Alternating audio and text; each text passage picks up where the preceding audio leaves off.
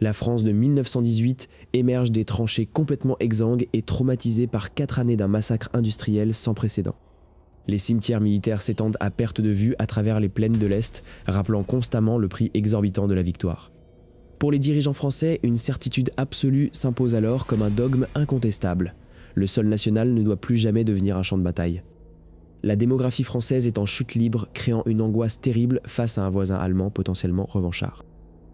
L'état-major se réunit fréquemment sous la direction du maréchal Pétain pour concevoir une barrière inviolable capable d'économiser le sang des soldats.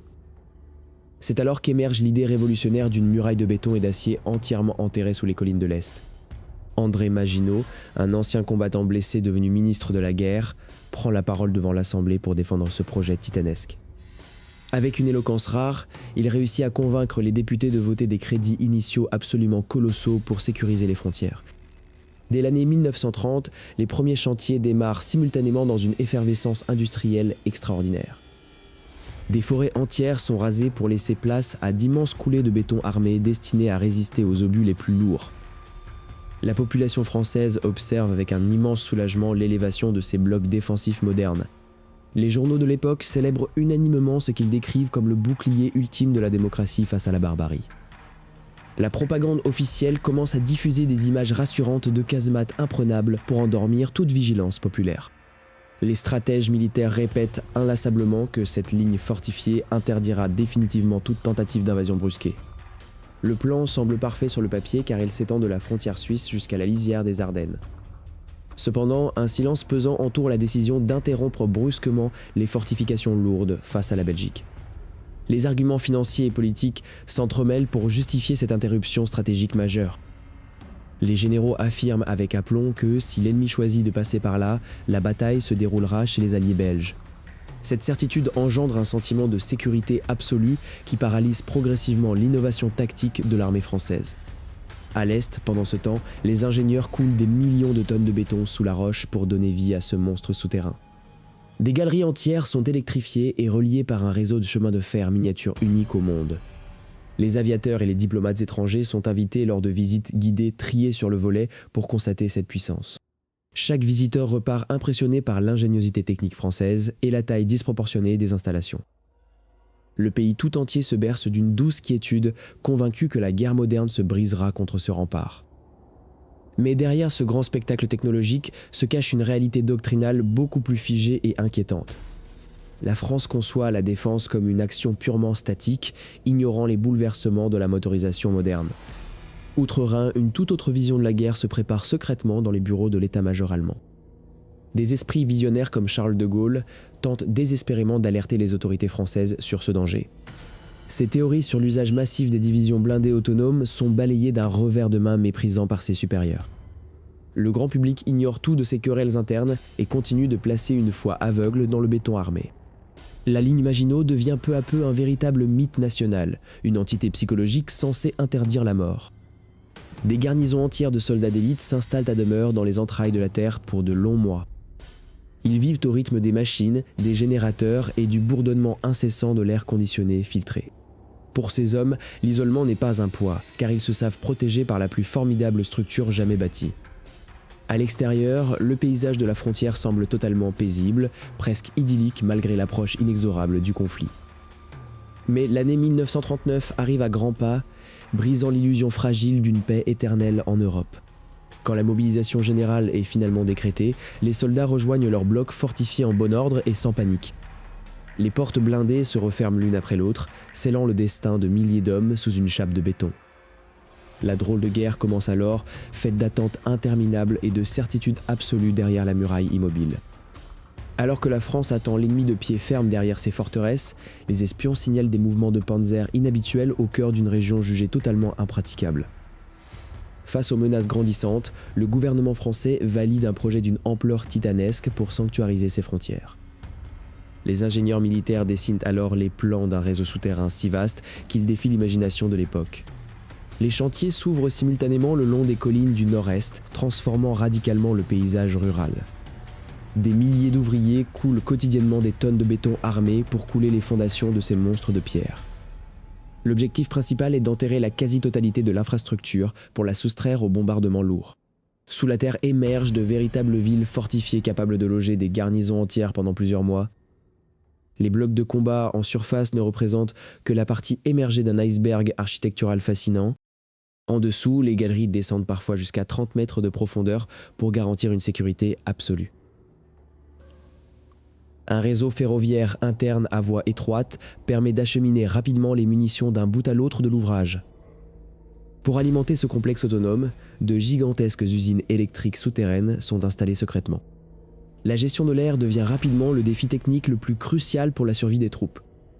Les concepteurs redoutent par-dessus tout une attaque chimique similaire à celle subie durant la Grande Guerre. Des systèmes de surpression innovants sont donc mis au point pour repousser les gaz toxiques vers l'extérieur. Les casernements souterrains offrent aux soldats un confort moderne totalement inédit pour la vie militaire de l'époque. Des cuisines ultramodernes équipées de plaques électriques préparent des milliers de repas chaque jour. Des infirmeries complètes avec blocs opératoires garantissent des soins immédiats sans devoir remonter à la surface. Cependant, cet isolement prolongé loin de la lumière du jour commence à peser sur le moral des troupes. L'humidité constante infiltre les murs, laissant une odeur de salpêtre tenace que rien ne peut dissiper. En surface, l'artillerie est protégée par de massives tourelles à éclipse qui se lèvent uniquement pour tirer. Ces canons lourds peuvent pivoter sur 360 degrés pour pilonner les lignes ennemies à des kilomètres. Le blindage en acier spécial de ces tourelles atteint parfois une épaisseur incroyable de 30 cm. Mais cette démesure technique exige des investissements budgétaires qui dépassent toutes les prévisions initiales. Les millions de francs s'envolent à mesure que la roche se révèle plus dure et difficile à percer. Au Parlement, les débats font rage face au coût colossal qui asphyxie les autres branches de l'armée. L'aviation et les divisions blindées voient leur crédit drastiquement réduit pour financer le béton de l'Est. Certains généraux préviennent en vain que des fortifications fixes ne pourront jamais remplacer des chars mobiles. Mais la majorité du haut commandement reste persuadée d'avoir construit le bouclier ultime de la nation. Le coût total de la ligne Maginot finit par atteindre la somme astronomique de 5 milliards de francs de l'époque. Pour optimiser les coûts, la ligne est divisée en secteurs fortifiés reliés par des lignes téléphoniques enterrées. Les postes de commandement centraux reçoivent les informations en temps réel grâce à ce réseau ultra sécurisé. À l'entrée des plus grands ouvrages, de lourdes portes blindées anti-souffle protègent l'accès aux camions d'approvisionnement. Chaque entrée est défendue par des blocs de mitrailleuses croisant leur feu pour interdire toute approche. Des fossés anti-chars profonds et des alignements de rails dressés barrent la plaine sur des kilomètres. La propagande officielle commence alors à diffuser de sublimes images pour rassurer l'opinion publique. La France entière se berce de l'illusion d'une muraille moderne absolument infranchissable. Pourtant, la frontière belge reste nettement moins fortifiée pour des raisons diplomatiques et budgétaires complexes. Le plan français stipule que l'armée entrera en Belgique si l'ennemi choisit d'y passer. Cette stratégie repose entièrement sur l'inviolabilité absolue de la charnière centrale du dispositif. Cette zone pivot n'est autre que le massif des Ardennes, jugé impraticable par le maréchal Pétain lui-même. C'est précisément là que l'impensable s'organise en secret, loin des yeux des ingénieurs français.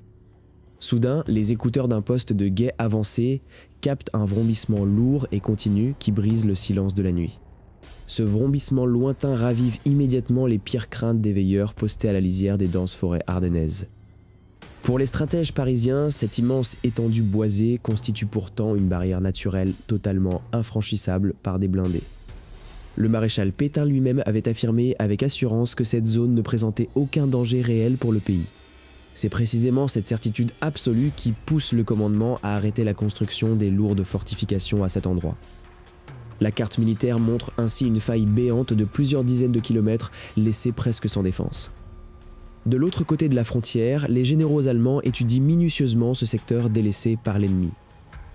Le général von Manstein perçoit immédiatement le potentiel dévastateur d'une percée rapide à travers les chemins forestiers. Pendant ce temps, les troupes françaises affectées à ce secteur boisé mènent une routine paisible dénuée d'alerte. Les soldats croient fermement que le gros de l'armée ennemie se heurtera fatalement au mur d'acier plus au sud. La propagande officielle ne cesse de vanter les mérites de ce chef-d'œuvre de l'ingénierie moderne. Ce faux sentiment de sécurité absolue engourdit progressivement l'esprit critique de l'ensemble de la population.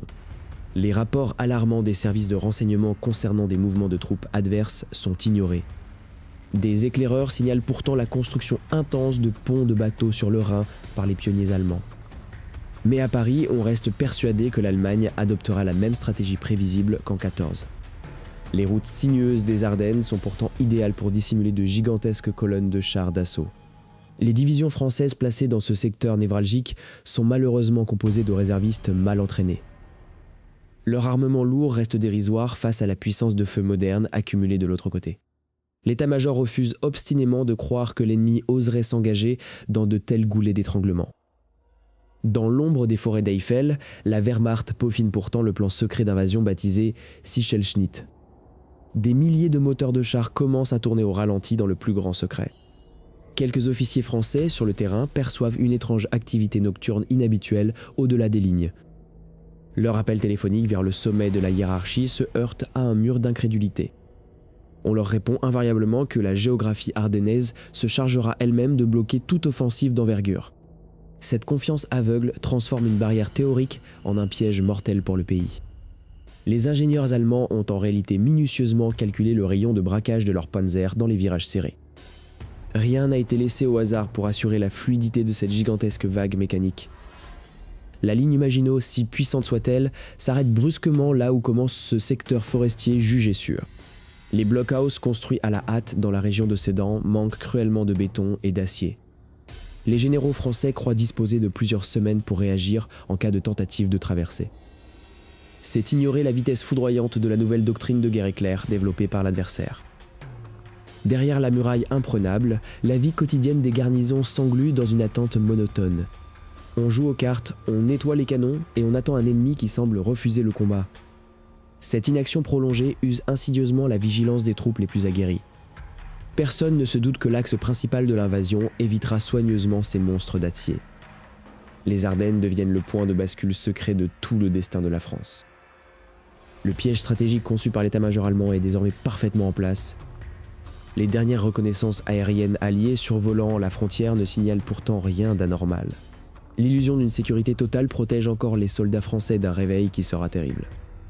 Soudain, dans la nuit noire du 10 mai 1940, la terre se met à trembler d'une intensité sans précédent. Les arbres de la forêt ardennaise s'écartent dans un fracas métallique terrifiant alors que des ombres massives surgissent de nulle part. Les premiers rapports de renseignement parviennent au grand quartier général français dans une confusion totale. Des officiers supérieurs examinent de grandes cartes d'état-major avec une incrédulité manifeste. La doctrine officielle repose encore entièrement sur les leçons rigides de la bataille de Verdun. Le haut commandement reste persuadé que le front restera statique pendant de longs mois. Pourtant, à la frontière, les divisions blindées allemandes progressent à une vitesse hallucinante. Les redoutables panzers coupent les lignes de communication avec une efficacité chirurgicale. La stratégie française privilégie la force brute de l'artillerie lourde sur la mobilité. Les chars d'assaut français sont dispersés parmi l'infanterie au lieu d'être regroupés. Cette dispersion tactique empêche toute contre-attaque massive face aux forces concentrées de l'ennemi. Les estafettes à moto transportent de vieux ordres écrits qui arrivent souvent trop tard. Pendant ce temps, l'ennemi utilise des radios modernes pour coordonner ses attaques en temps réel. Les généraux français refusent de croire à la possibilité d'une percée rapide par la forêt. Chaque heure perdue en délibération stérile scelle le destin des troupes de première ligne. Soudain, le vrombissement terrifiant des moteurs d'avion déchire le ciel azur. Les bombardiers en piqué Stuka sèment une terreur psychologique absolue parmi les défenseurs. Les explosions transforment les positions avancées en un véritable enfer de terre et d'acier. L'aviation française, surclassée et mal déployée, brille par son absence tragique. La coordination parfaite entre les chars et les avions allemands surprend totalement l'état-major. Les soldats dans les tranchées voient arriver des monstres d'acier là où on leur promettait la sécurité. Le concept de la guerre éclair brise instantanément le mythe de la guerre de position. Les lignes de défense secondaires sont enfoncées les unes après les autres sans véritable résistance. La lenteur bureaucratique française paralyse la moindre tentative de réorganisation tactique. Des régiments entiers se retrouvent encerclés avant même d'avoir pu tirer un seul coup de fusil. La ligne Maginot, si coûteuse, s'avère totalement inutile face à cette stratégie de contournement. Les forteresses de béton restent immobiles pendant que l'histoire se joue à quelques kilomètres. La panique commence à gagner les échelons supérieurs du gouvernement à Paris. La vitesse de progression allemande redéfinit brutalement les règles de la guerre moderne. Les réserves stratégiques françaises sont jetées dans la bataille de manière totalement désordonnée. Les plans de contingence, trop rigides, s'effondrent comme un château de cartes. L'armée française possédait pourtant d'excellents chars, mais mal employés. Les pannes de carburant et les ruptures logistiques achèvent de paralyser les blindés. Le manque de vision des dirigeants a condamné d'avance des milliers de braves soldats. Les colonnes de réfugiés civils encombrent les routes, bloquant les mouvements de troupes. La rumeur de l'invincibilité des colonnes blindées ennemies court plus vite que les chars eux-mêmes. L'écart technologique et conceptuel entre les deux armées devient une évidence tragique. Le rêve d'une victoire facile et d'une frontière inviolable s'évanouit en quelques jours. Le front nord subit une pression insoutenable qui menace d'isoler des armées entières. Les généraux commencent enfin à réaliser l'ampleur de la catastrophe stratégique en cours. La brèche ouverte dans les Ardennes s'élargit de minute en minute sans qu'aucun obstacle ne l'arrête. Des bruits de chenilles et d'explosions lointaines résonnent désormais aux portes des centres de commandement. Les liaisons radio coupées plongent le pays profond dans un silence de mort absolue. Les soldats de la ligne Maginot, enfermés sous terre, entendent les combats se déplacer derrière eux. Une question terrible commence à circuler parmi les hommes coupés du reste du monde. Les forces allemandes viennent de franchir la Meuse, ouvrant grand la route vers le cœur de la France. Rien ne semble plus pouvoir stopper la course folle des divisions blindées ennemies. Alors que le piège se referme sur les meilleures armées alliées, une ombre gigantesque plane sur le destin de la nation. À l'aube du 10 mai 1940, le silence de la frontière s'effondre sous le fracas d'une offensive sans précédent. Les ordres de marche allemands retentissent simultanément tout au long de la frontière belge et hollandaise. La population civile se réveille brusquement au son terrifiant des sirènes d'alarme et des explosions lointaines. Le haut commandement français reçoit les premiers rapports d'invasion avec une certitude absolue quant à la stratégie ennemie. Les stratèges de Paris croient fermement que l'effort principal de l'Allemagne se déroule dans les plaines de Belgique. En conséquence, les meilleures divisions franco-britanniques s'élancent immédiatement vers le nord pour contrer cette menace visible. Pendant ce temps, une masse mécanique colossale s'infiltre silencieusement dans le secteur jugé impossible à traverser. Le massif des Ardennes, avec ses routes sinueuses et ses forêts denses, constitue le véritable cœur du plan allemand. Le maréchal Pétain avait pourtant assuré quelques années plus tôt que cette région naturelle était totalement imprenable. Cette certitude dogmatique a laissé le secteur de Sedan défendu par des troupes de réserve mal équipées. Les colonnes de Panzer avancent à une vitesse stupéfiante, brisant les arbres et franchissant les ruisseaux. Les rares éclaireurs français tapis dans les bois entendent le grondement lointain de milliers de moteurs en furie. Les messages d'alerte envoyés vers l'arrière décrivent un embouteillage monstrueux de chars ennemis sur les pistes forestières. Le grand quartier général français refuse de croire à l'ampleur de cette manœuvre et suspecte une simple diversion. L'aviation alliée manque ainsi une opportunité unique de bombarder cette cible géante bloquée dans les défilés. En moins de 3 jours, l'avant-garde du général Guderian atteint les rives de la Meuse à Sedan. L'artillerie ennemie n'étant pas encore arrivée, les Allemands déchaînent alors une tempête venue du ciel. Les bombardiers en piqué Stuka hurlent dans les airs, terrorisant les défenseurs terrés dans leurs casemates légères. Ce pilonnage psychologique incessant détruit totalement les communications et brise le moral des troupes françaises. Le 13 mai, l'infanterie d'élite allemande traverse la Meuse sur des canaux pneumatiques sous un feu nourri.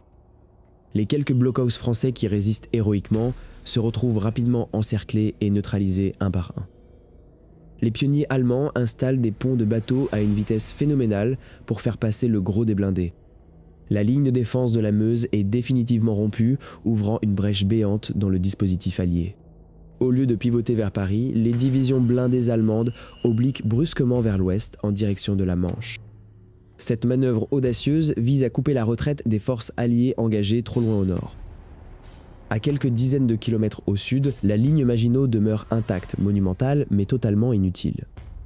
Les imposants canons des forteresses sont orientés vers l'est, face à l'Allemagne, incapables de pivoter pour tirer vers l'arrière. Les équipages enterrés sous terre apprennent par la radio que l'ennemi progresse désormais loin derrière leur position. La panique commence à gagner les centres de commandement intermédiaires face à ce contournement magistral. Les contre-attaques blindées françaises, lancées de manière désordonnée, échouent face à la coordination ennemie. Les colonnes de réfugiés civils encombrent les routes par millions, fuyant l'avance fulgurante des forces motorisées. Les blindés allemands traversent ces foules en déroute, accentuant le chaos généralisé et paralysant l'armée française. Le piège se referme inexorablement sur les forces alliées encerclées dans la poche de Dunkerque. La stratégie française, entièrement basée sur l'existence de la muraille de béton, s'écroule en l'espace de 2 semaines. La ligne Maginot se transforme ainsi en une île de béton fortifiée au milieu d'un océan contrôlé par l'ennemi. Les commandants des grands ouvrages refusent pourtant d'abandonner le combat sans avoir reçu d'ordres officiels. Ils renforcent la sécurité des accès souterrains, s'attendant à être attaqués par l'arrière d'un moment à l'autre. Les troupes de forteresse disposent de vivres et de munitions pour tenir un siège de plusieurs mois sous terre. L'armée de terre allemande décide alors d'envoyer des unités spécialisées pour tester la résistance réelle de ces blocs isolés. Des détachements de la Wehrmacht commencent à contourner les barbelés pour assaillir les entrées arrière des forts. Pour la première fois, la gigantesque machine de guerre souterraine va devoir faire face à un combat à revers inattendu.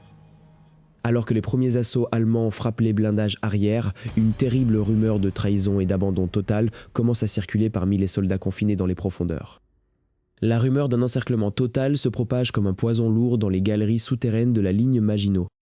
Les visages des jeunes soldats s'assombrissent à mesure que les liaisons radio avec le quartier général s'interrompent brusquement. À l'extérieur, les bruits lointains de la Blitzkrieg résonnent comme un tonnerre permanent derrière les collines fortifiées. Les commandants d'ouvrage tentent frénétiquement de rétablir le contact avec les unités mobiles de couverture. Mais sur les cartes d'état-major, les lignes de défense s'effondrent les unes après les autres sous la poussée des panzers. La terrible réalité s'impose alors aux hommes enfermés sous la terre sacrée de la patrie. Le chef-d'œuvre de l'ingénierie militaire française est tout simplement contourné par le nord. Les puissants canons de 135 mm restent pointés vers l'est face à un vide sidérant.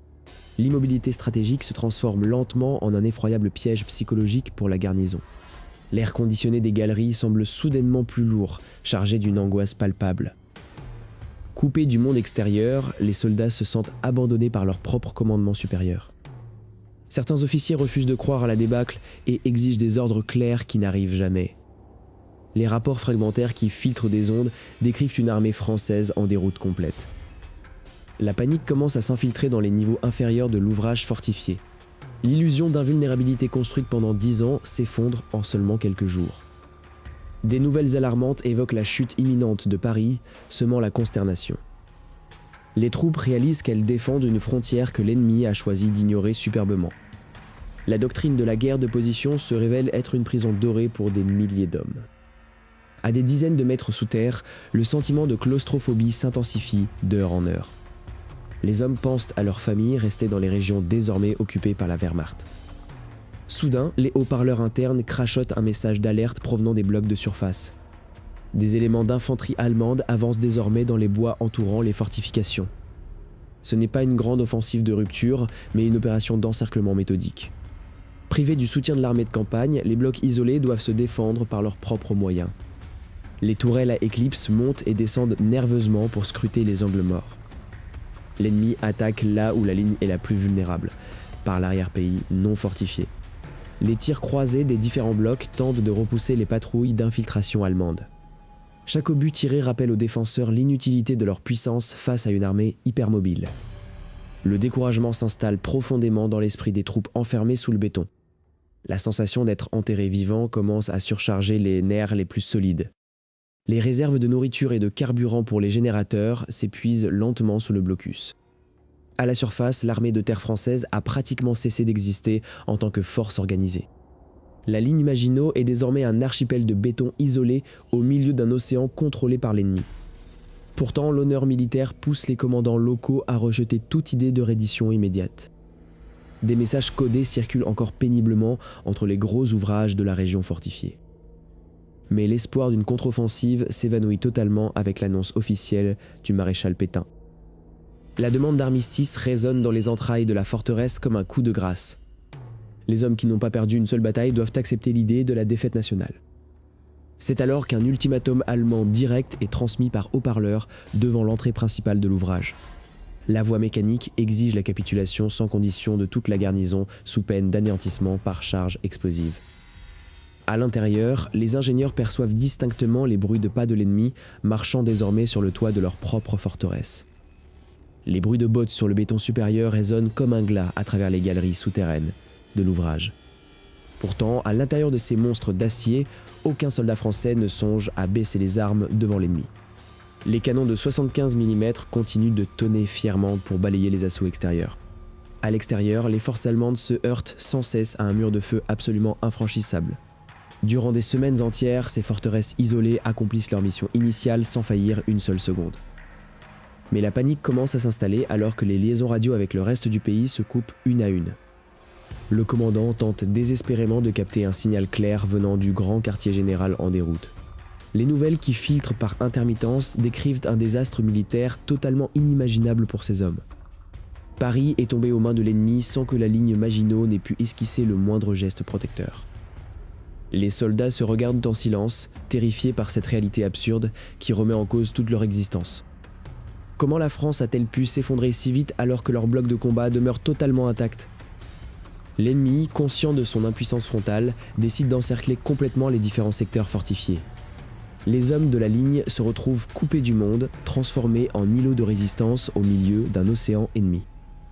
Malgré l'encerclement total, le moral des troupes reste farouche et les équipages refusent catégoriquement d'abandonner. Les officiers allemands envoient alors de premiers parlementaires pour exiger une reddition immédiate et sans condition.